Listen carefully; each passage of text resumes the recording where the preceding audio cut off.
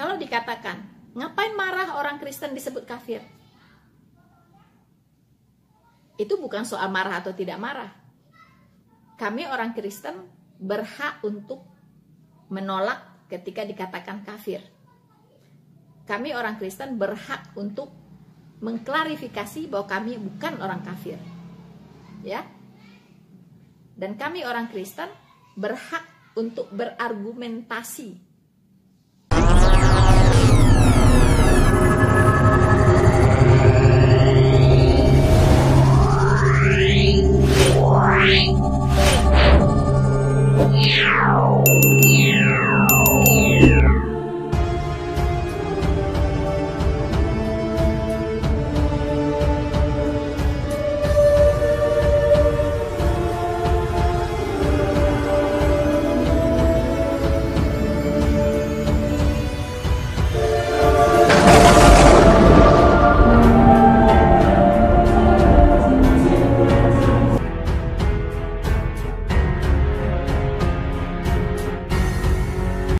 Teman-teman yang terkasih, pada kesempatan ini saya akan sharing, ya, akan mengomentari salah satu video yang saya temukan di TikTok, teman-teman.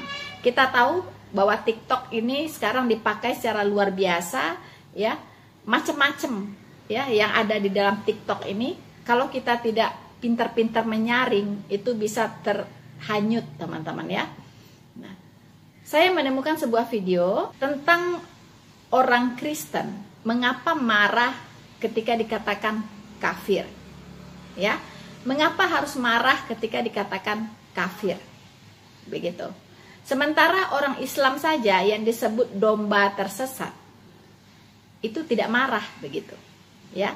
Nah, jadi saya akan membuat ini clear, teman-teman, ya, supaya apa? Supaya ada pencerahan, ya, supaya tidak masuk ke dalam pemahaman yang salah, ya, tentang apa yang diperkatakan di dalam video TikTok ini. Untuk itu kita akan saksikan dulu apa yang dikatakan, ya, seseorang di dalam video ini. Selamat menyaksikan. Tidak mengakui Yesus sebagai Tuhan, karena itu pasti kita yang Muslim termasuk golongan domba yang tersesat, versi mereka tersebut. Namun apakah kita, umat Islam selama ini, pernah marah atau tersinggung disebut domba yang tersesat? Tidak pernah sekalipun, karena Muslim yakin akan kebenaran Islam. Karena yakin benar, maka akan bersikap masa bodoh dengan semua julukan dari agama lain untuk jika kafir. Kenapa banyak orang yang marah disebut kafir? Jika dikaitkan dengan logika dan contoh cerita pada bagian awal tulisan ini, maka sebenarnya secara psikologis ini bisa dipahami dengan sangat mudah. Seseorang marah atau tersinggung disebut kafir karena di lubuk hatinya yang terdalam terdapat pengakuan tulus bahwa menjadi kafir itu tidak baik. Yang baik adalah menjadi Muslim. Jika Anda yakin dengan kebenaran agama Anda, jika Anda yakin agama Anda baik, tentu tidak perlu marah atau tersinggung disebut kafir, bukan? Pada ajaran Kristen, semua tidak menerima Yesus sebagai Tuhan disebut domba yang tersesat. Umat Islam tentu tidak mengakui Yesus sebagai Tuhan. Karena itu pasti kita yang Muslim termasuk golongan domba yang tersesat, versi mereka tersebut. Namun apakah kita, umat Islam selama ini, pernah marah atau tersinggung disebut domba yang tersesat? Tidak pernah sekalipun. Karena Muslim yakin akan kebenaran Islam. Karena yakin benar, maka akan bersikap masa bodoh. So, saudara-saudaraku yang terkasih di dalam Tuhan, setelah kita mendengarkan apa yang dikatakan di video tersebut, ya, bahwa orang Kristen tidak perlu marah kok, ya, dibilang kafir. Nah, sebenarnya teman-teman, bagi kita bukan soal marah atau tidak marah, ya, karena di dalam ajaran kekristenan itu sudah ditekankan, ya, oleh Tuhan kita bahwa kita tidak boleh menggunakan kata kafir atau kita tidak boleh mengkafir-kafirkan orang. Begitu. Kita tidak boleh mengkafir-kafirkan orang, ya. Nah, ini kita bisa baca di dalam Matius 5 ayat 22. Di situ jelas tertulis, kata Tuhan Yesus, "Tetapi aku berkata kepadamu, setiap orang yang marah terhadap saudaranya harus dihukum." Nah, jadi jelas teman-teman, ya. setiap orang yang marah terhadap saudaranya harus dihukum. Marah di sini yang dimaksud adalah amarah, yaitu marah yang terus-terusan, teman-teman. Ya, marah yang bukan sekedar marah lagi, tapi marah yang terus-terusan, sudah mengandung unsur kebencian, tidak suka yang berlebihan begitu. Ya, jadi marah yang terus-terusan, tidak ada ujungnya. Ya, sementara Alkitab sudah mengajarkan kita bahwa sebelum matahari terbenam harus hilang amarahmu. Ya, jadi kita boleh marah, tetapi tidak boleh sampai matahari terbenam masih marah, teman-teman. Ya, kita harus berhenti marahnya sebelum matahari terbenam. Kalau sudah marah terus, matahari sudah terbenam masih marah, itu sudah berdosa. Ya, itu sudah berdosa, dan ini sudah diingatkan oleh Tuhan kita bahwa kita marah boleh. Namanya manusia pasti ada marah. Tuhan pun marah, teman-teman. Ya. Tetapi marah itu tidak boleh berkelanjutan, ya. Orang yang marah terhadap saudaranya itu harus dihukum. Nah, kita tahu hukuman Tuhan, teman-teman, ya. Kemudian dilanjutkan lagi, Tuhan Yesus berkata, siapa yang berkata kepada saudaranya kafir, ya. Siapa yang berkata kepada saudaranya kafir harus dihadapkan ke mahkamah agama. Wow, ya, nggak main-main ya. Dan siapa yang berkata jahil harus diserahkan ke dalam neraka yang menyala-nyala. Wow, teman-teman, ya, tidak main-main ya. Beginilah ajaran dari Allah yang Maha Kasih, dari Allah yang Maha Kudus, yang sama sekali tidak mentoleransi kekerasan, kebencian, ya, dan kemarahan, teman-teman. Ya, jelas sekali diperingatkan di sini bahwa kita tidak boleh mengkafir-kafirkan orang. Ya, bukan berarti kita tidak tahu apa itu kafir. Ya, kita tahu persis siapa orang kafir itu. Ya, tetapi kita tidak boleh kamu kafir, kamu kafir. Tidak boleh mengkafir-kafirkan orang itu tidak boleh. Ya, beda ya dengan ajaran sebelah ya, teman-teman, yang selalu doyan mengkafir-kafirkan orang. Kalau di Kristen orang seperti itu sudah diseret ke mahkamah agama. Ya, artinya melanggar peraturan, melanggar undang-undang, ya, diseret ke mahkamah agama. Ya. Dan siapa yang berkata jahil kepada saudaranya itu akan diserahkan ke dalam api yang menyala-nyala. Wow, ya, tidak main-main. Ya, jadi itulah Tuhan pernah berkata, ya, kita sebagai anak-anak Tuhan itu harus berbeda dengan dunia ini. Ya. Tidak membalas kejahatan dengan kejahatan. Tidak menyimpan kesalahan orang lain. Ya, apa yang menyebabkan orang bisa marah, bahkan amarah yang berkepanjangan? Karena dia menyimpan kesalahan orang lain. Ya, namanya manusia itu tidak terbebas dari yang namanya kesalahan, kekilafan. Ya, tetapi kalau itu yang akan membuat orang jatuh ke dalam dosa, wow, itu sangat apa namanya ya, sayang sekali begitu ya, sayang sekali. Jadi kita sebagai anak-anak Tuhan boleh marah, tetapi tidak boleh amarah, yaitu marah yang berkepanjangan. Ya, apalagi mengkafir-kafirkan orang. Ya, apalagi mengatakan orang jahil, ya kan, teman-teman, tidak boleh. Nah, kita tahu bahwa jauh sebelum ajaran dari mereka yang mengkafir-kafirkan orang Kristen saat ini, jauh sebelum ajaran mereka ada, itu Alkitab sudah tahu, sudah mengajarkan kita siapa sih orang kafir itu, ya kan? Sudah lebih duluan gitu loh, ya, kita sudah lebih duluan tahu loh siapa itu orang-orang kafir. Nah, kita lihat di Bilangan 23 ayat 9. Di sana dikatakan, sebab dari puncak gunung-gunung batu aku melihat mereka. Siapa ini? Yaitu Musa. Kitab Bilangan ditulis oleh Musa, teman-teman. Jadi ini Musa yang berkata ya. Sebab dari puncak gunung-gunung batu aku melihat mereka. Dari bukit-bukit aku memandang mereka.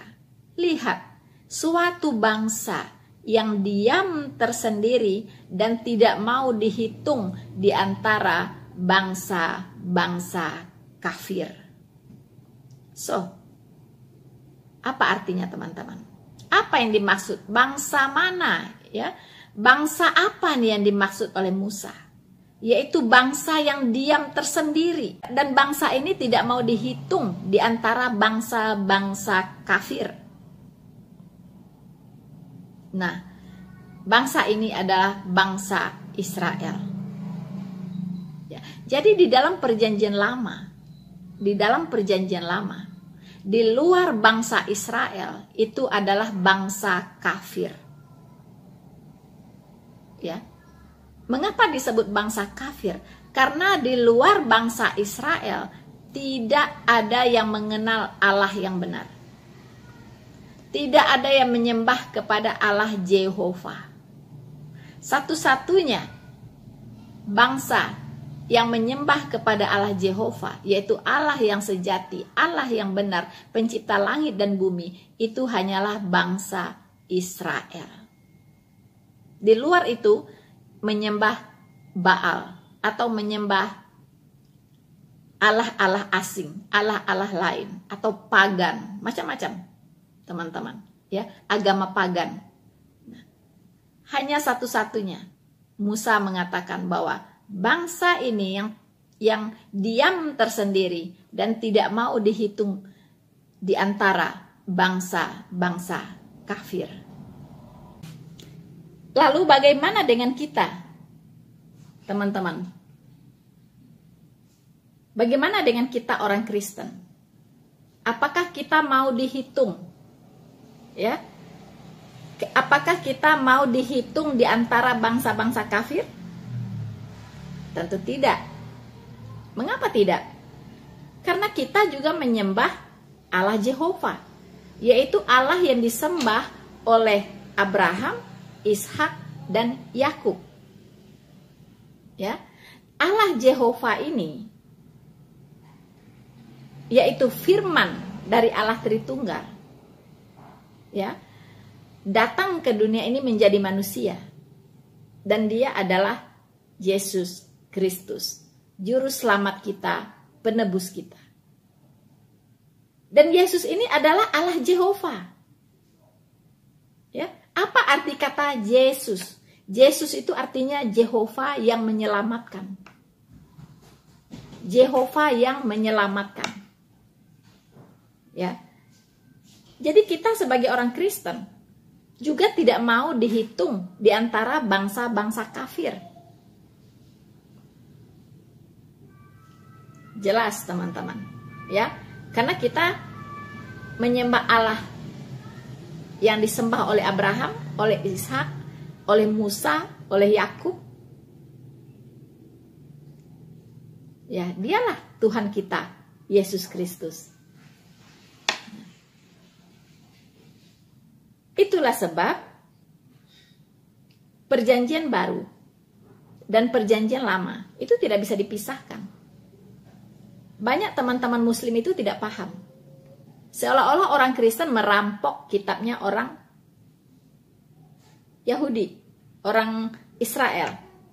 Ya, mengapa kita memakai PL? Mengapa tidak PB saja, kata mereka?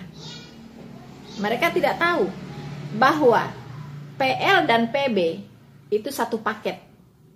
Satu paket, tidak bisa dipisahkan. Ya. Perjanjian lama itu berisi nubuatan-nubuatan. Nubuatan-nubuatan, terutama tentang Yesus Kristus, juru selamat dan penebus umat manusia. Perjanjian baru itu adalah kitab penggenapannya. penggenapannya. Ya. Tanpa PL tidak ada PB. Ya. Tidak ada PB. Karena PB ini adalah kelanjutan dari PL. Orang Yahudi itu berjalan baru separuh jalan. Kemudian dia berhenti sampai di sana. Begini teman-teman. Orang Yahudi ya, melangkah dari langkah pertama. Finishnya di 100 meter di sana. Dia baru sampai 50 meter sudah berhenti teman-teman. Ya kan? Orang Kristen ya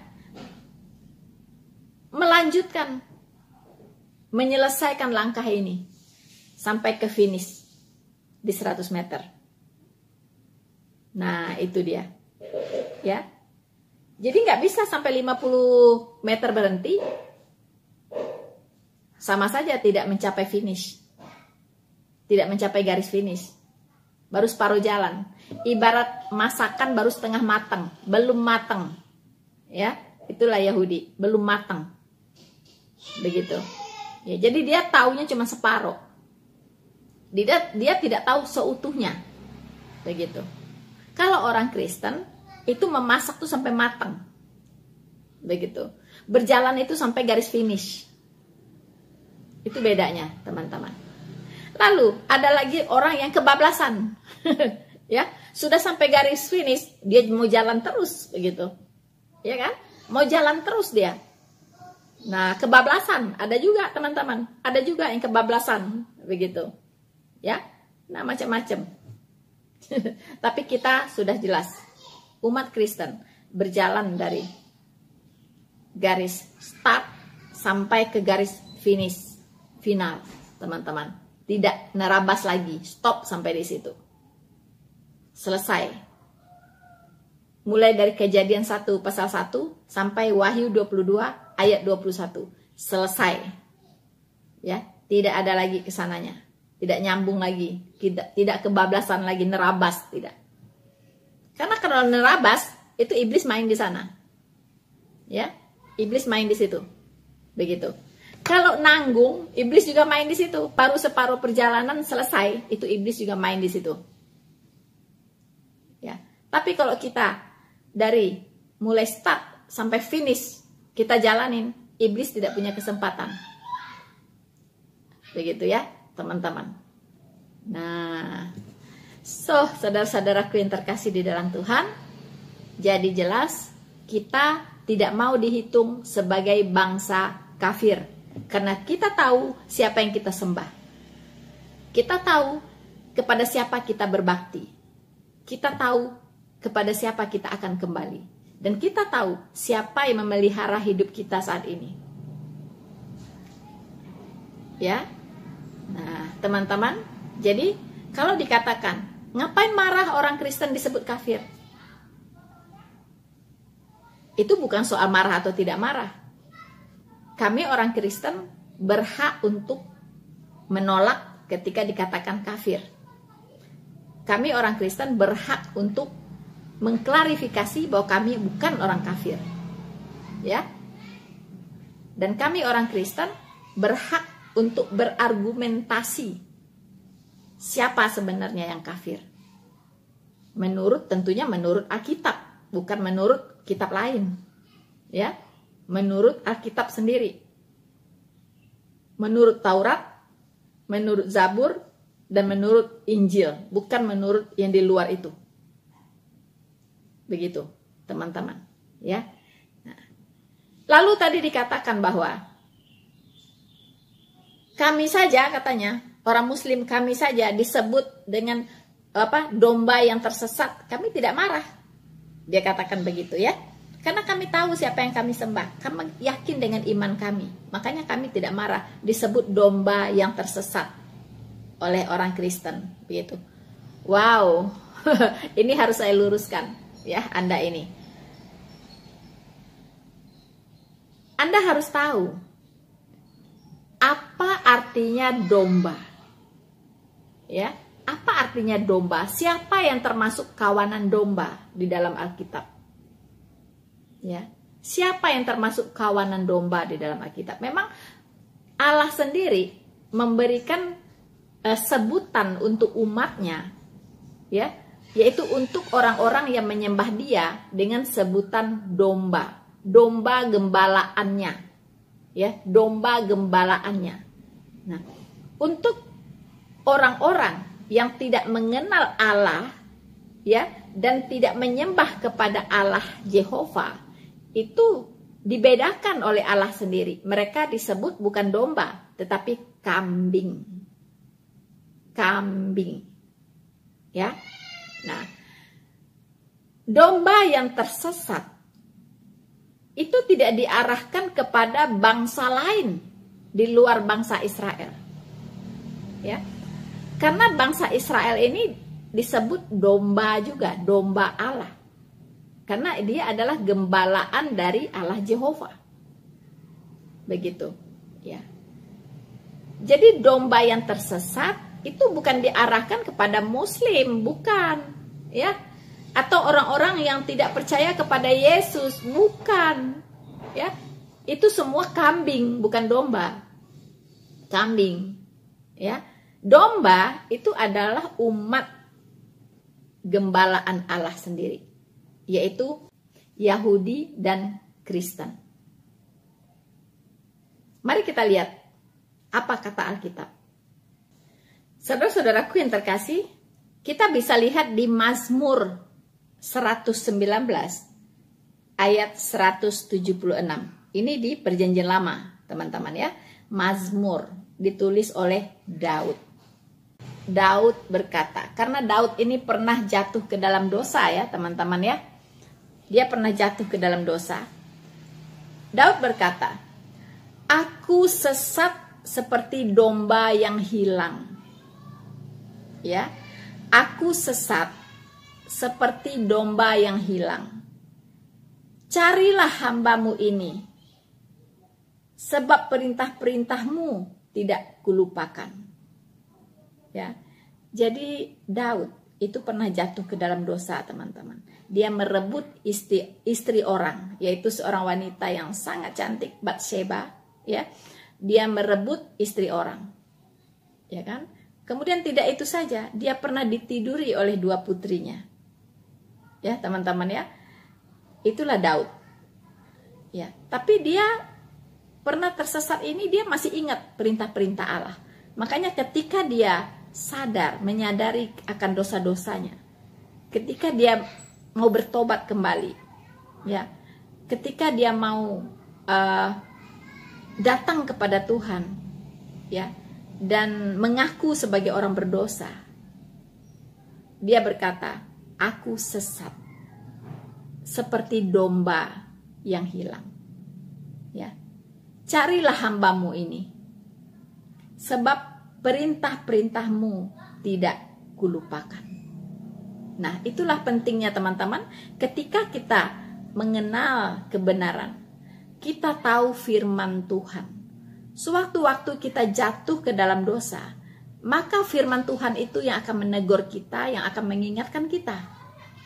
Ya, tetapi kalau orang tidak mengenal kebenaran, tidak mengenal firman Tuhan, ya, mungkin tidak pernah membaca Alkitab, ya kan? Itu ketika dia jatuh ke dalam dosa, itu tidak ada yang mengingatkan dia. Tidak ada firman Tuhan yang bisa dia ingat, yang bisa menegur dia. Tidak ada. Nah, itulah mengapa kita sebagai orang-orang Kristen harus, ya, senang membaca Alkitab dan merenungkannya siang dan malam. Mengapa? Karena sewaktu-waktu kita jatuh ke dalam dosa, bukan hidup di dalam dosa, ya, jatuh ke dalam dosa, kita bangkit kembali. Kita bisa bangkit kembali karena kita ingat firman Tuhan. So, teman-teman, kita juga bisa baca, di Yeremia 50 ayat 6. Ini Tuhan berkata, umatku tadinya seperti domba-domba yang hilang. Mereka dibiarkan sesat oleh gembala-gembalanya. dibiarkan mengembara di gunung-gunung. Mereka berjalan dari gunung ke bukit sehingga lupa akan tempat pembaringannya. Nah, ini ya, ini mencerminkan orang yang mulai lupa diri, teman-teman, ya. Orang yang sudah percaya itu bisa juga lupa diri. Ya. Ketika dia mulai menjauh dari Tuhan. Ketika dia mulai masuk ke dalam lingkungan atau teman-teman yang tidak membawa dia, ya, masuk ke dalam lingkungan teman-teman yang menyebabkan dia semakin jauh dari Tuhan, bukannya semakin dekat. Nah, ini bahaya. Ya, makanya Tuhan katakan, mereka itu seperti domba yang hilang. Umatku itu seperti domba-domba yang hilang. Ya. Nah, jadi Tuhan memakai kata domba itu hanya untuk umatnya, ya. Teman-teman muslim harus tahu itu, ya. Hanya untuk umat Tuhan. Begitu. Untuk yang bukan umatnya, dia tidak memakai kata domba, tetapi kambing. So, saudara-saudaraku yang terkasih di dalam Tuhan, apakah orang Kristen disebut juga domba? Yes, kita adalah domba, bagian dari umat Tuhan, ya, bagian dari umat Allah Jehovah, ya, Allah Jehovah yang sudah menjadi manusia, ya, lalu menebus kita di kayu salib, ya, masuk ke dalam maut 3 hari 3 malam lalu bangkit, kemudian dia setelah menampakkan diri 40 hari 40 malam kepada banyak orang, kepada para murid, dan di depan mata semua orang dia terangkat ke sorga. Dan sekarang Allah Jehovah kita, yaitu Yesus Kristus itu sudah ada di tahtanya di sorga. Teman-teman, ya. Jadi dia bukan bangke. Saya dikatakan, dia sering dikatakan, sering dicemooh, sering diolok-olok oleh teman-teman lawan debat saya di Facebook. Wah, katanya orang Kristen tuh menyembah bangke, menyembah mayat, katanya. Sorry bro, ya, sorry sis, ya. Tuhan saya itu tidak jadi mayat lagi, ya. Tuhan saya masuk, ya, ke dalam kuburan itu cuma 3 hari 3 malam. Kemudian dia tidak jadi mayat lagi. Dia bangkit dalam kemuliaannya, ya. Kemudian dia naik ke sorga. Jadi dia bukan mayat. Jadi kami orang Kristen bukan menyembah mayat, ya. Beda dengan orang-orang yang masih menyembah mayat, memuji-muji mayat, ya kan? Berharap kepada mayat, ya kan? Nah, berdoa kepada mayat, begitu, ya. Bukan, orang Kristen bukan demikian. Tuhan kami itu sudah bangkit, bro, ya. Sudah bangkit, sis. Sudah bangkit dan sekarang bertahta di sorga. Setelah 3 hari penyalibannya. Ya, dia bangkit. Kemudian dia berjalan ke kota-kota menampakkan diri kepada banyak orang. Dan di depan mata semua orang dia terangkat ke sorga. Dan nanti dia akan turun kembali. Ya, dia akan datang kembali untuk menghakimi seluruh umat manusia, termasuk Anda, bro dan sis, dan semua manusia. Apakah Anda mengenalnya atau tidak? Apakah Anda mencaci makinya, menghinanya selama ini? Ya kan? Nah, disitulah Anda akan mempertanggungjawabkan perbuatan Anda. Saya akan bacakan, ya. Judul perikopnya adalah penghakiman terakhir. Nah, disinilah, ya, Tuhan Yesus saya akan datang menghakimi seluruh umat manusia. Kita akan baca di Matius 25 dari ayat 31. Judul perikopnya penghakiman terakhir. Saya bacakan untuk kita semua. Apabila Anak Manusia datang dalam kemuliaannya dan semua malaikat bersama-sama dengan dia. Wow, ya. Siapa itu? Semua malaikat bersama-sama dengan dia. Ya. Siapa itu kalau bukan Tuhan? Ya. Maka ia akan bersemayam di atas tahta kemuliaannya. Wow, ya. Tuhan saya, teman-teman, sekarang bersemayam di atas tahta kemuliaannya. Jadi dia bukan bangke seperti yang kalian kira, ya. Sorry, ya. Lalu semua bangsa, dengarkan baik-baik, lalu semua bangsa akan dikumpulkan di hadapannya, dan ia akan memisahkan mereka daripada seorang, ya, memisahkan mereka seorang daripada seorang, sama seperti gembala memisahkan domba dari kambing. Jelas, teman-teman? Ya. Jadi Tuhan Yesus akan datang untuk menghakimi seluruh umat manusia. Kemudian dia akan memisahkan umat manusia ini seperti memisahkan domba dengan kambing. Apa artinya? Dia akan memisahkan mana umatnya, mana yang bukan. Ya, mana yang umat yang menyembah dia, mana manusia-manusia yang menyembah Tuhan Yesus selama ini dengan yang bukan. Nah itu ya. Jadi yang menyembahnya itu adalah disebut domba, yang bukan umatnya itu disebut kambing.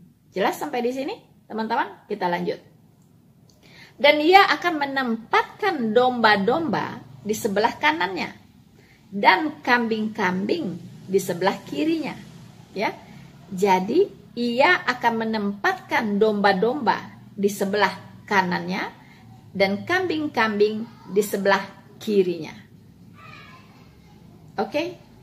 Nah, teman-teman.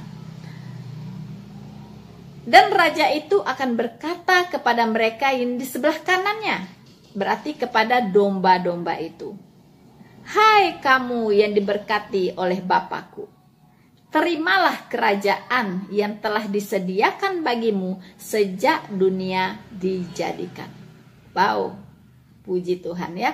Jadi kami umat-umat Tuhan Yesus, kami disebut domba dan kami sudah disediakan, ya, sudah kami menerima kerajaan, yaitu kerajaan sorga, ya, yang sudah disediakan oleh Tuhan Yesus sejak dunia dijadikan. Puji Tuhan, ya. Itulah kepastian keselamatan yang kita peroleh saat itu, yang dijanjikan oleh Tuhan Yesus dan kita yakini itu benar. Lalu apa yang terjadi dengan yang di sebelah kirinya? Apa yang terjadi? So, teman-teman, lalu apa yang terjadi dengan mereka, ya, yang diletakkan di sebelah kirinya, ya, yaitu mereka-mereka yang tidak menyembah kepadanya atau yang bukan umatnya, ya. Jadi bukan umat Tuhan Yesus. Nah, apa yang terjadi dengan mereka? Mari kita lanjut ke ayat berikutnya, teman-teman, ya. Dan ia akan berkata juga kepada mereka yang di sebelah kirinya. Berarti siapa itu? Yaitu kambing tadi, yaitu orang-orang yang tidak percaya. "Enyahlah dari hadapanku, hai kamu orang-orang terkutuk. Enyahlah ke dalam api yang kekal yang telah disediakan untuk iblis dan malaikat-malaikatnya." Wow, ngeri sekali, teman-teman. Ya, ternyata semua orang yang tidak menyembah Tuhan Yesus itu dienyahkan, ya, dienyahkan ke dalam api yang kekal. Mereka akan kekal di sana bersama-sama dengan iblis. Karena neraka itu diciptakan pada awalnya untuk iblis. Tetapi banyak manusia mau ikut iblis, maka mereka akan ikut iblis ke neraka. Merekalah orang-orang yang terkutuk. Enyahlah dari hadapanku, kata Tuhan Yesus. Hai kamu orang-orang terkutuk. Jadi kita bersyukur, teman-teman, ya, bisa mengenal kebenaran, bisa mengenal Yesus Kristus yang adalah Tuhan, Juru Selamat dan Penebus kita. Lalu mereka ini teman-teman, ya, mereka yang tadi dienyahkan, ya, di ayat 46-nya dikatakan, dan mereka ini akan masuk ke tempat siksaan yang kekal, tetapi orang benar ke dalam hidup yang kekal. Wow, puji Tuhan. Ya, mereka akan dimasukkan, yaitu kambing-kambing tadi, yaitu orang-orang yang tidak percaya, ya, atau orang-orang Kristen KTP, ya, yang imannya kepada Yesus itu nggak benar, begitu, ya, itu akan ikut, ya, ditempatkan di sebelah kirinya sebagai kambing-kambing, sebagai kawanan kambing, dan mereka ini akan masuk ke tempat siksaan yang kekal. Tetapi orang yang benar, yaitu para domba, akan masuk ke dalam hidup yang kekal. So, teman-teman, jelas sekarang? Jadi, kita dikatakan kafir. Kita tidak marah. Tidak perlu marah, tidak perlu bunuh orang. Tidak perlu memaki-maki orang juga, ya. Tetapi kita berhak untuk berargumentasi. Mengapa kita tidak terima ketika kita dikatakan kafir? Karena memang kita bukan terhitung dari bangsa-bangsa kafir, ya. Karena bangsa kafir jelas menurut Alkitab itu adalah mereka-mereka yang tidak menyembah Allah Alkitab, ya. Mereka yang tidak menyembah Allah Jehovah. Mereka yang tidak mengenal Allah Jehovah. Itu jelas. Ya, dan mereka yang tidak percaya kepada Jehovah yang sudah menjadi manusia, yaitu Yesus Kristus, yaitu Jehovah yang menyelamatkan. So, teman-teman, jadi untung saja, ya. Penghakiman itu haknya Tuhan. Dan Tuhanlah yang akan menghukum mereka yang mengkafir-kafirkan kita. Ya, mereka akan dienyahkan dan mereka akan masuk ke dalam siksaan yang kekal. Dan kita sebagai domba-domba Allah akan masuk ke dalam hidup yang kekal. So, saudara-saudaraku yang terkasih di dalam Tuhan, semoga apa yang saya sharingkan bisa bermanfaat untuk kita semua. Semakin menguatkan iman kita, semakin meningkatkan imun sistem kita, ya, kekebalan tubuh kita untuk menangkis semua serang-serangan yang berasal dari dalam maupun dari luar kekristenan. Bersama saya, Noverina Solihin, teruslah mendukung channel ini dengan cara subscribe, like, dan share video ini. Tuhan Yesus memberkati kita semua. Semakin diserang, semakin terang benderang. Maranatha.